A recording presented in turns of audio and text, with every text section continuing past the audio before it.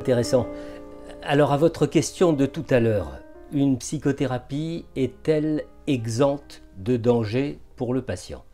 Ou c'était quelque chose comme ça, est-elle toujours exempte de danger pour le patient? Je réponds très clairement non.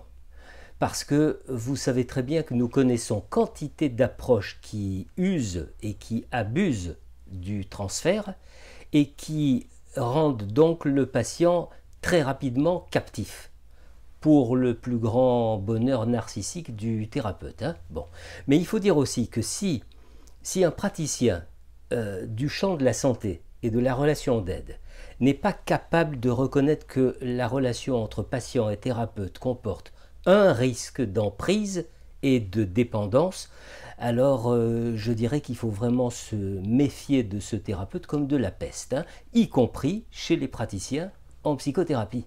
Il y a quelques jours, je discutais sur un réseau à ce sujet. Et j'ai vraiment été sidéré de lire que des thérapeutes, des praticiens, ne reconnaissent pas comme une évidence l'asymétrie, L apostrophe asymétrie, l'asymétrie de la relation. Et ils défendent leur position au nom d'arguments complètement fumeux du genre une bienveillance indispensable, une compassion soignante, le respect du patient, etc., etc. Bon, alors il va falloir m'expliquer en quoi le respect du patient rendrait symétrique la relation entre soignant et soigné. Il faut m'expliquer en quoi le fait d'être particulièrement bienveillant mettrait le patient à l'abri de toute manœuvre perverse. J'ai l'impression que s'abriter derrière des arguments pareils, c'est tout simplement ne pas reconnaître que l'on pourrait soi-même devenir un prédateur. Pourquoi? Parce que qu'on l'admette ou non, le contexte du soin psychique est particulièrement propice aux situations d'emprise. C'est comme ça.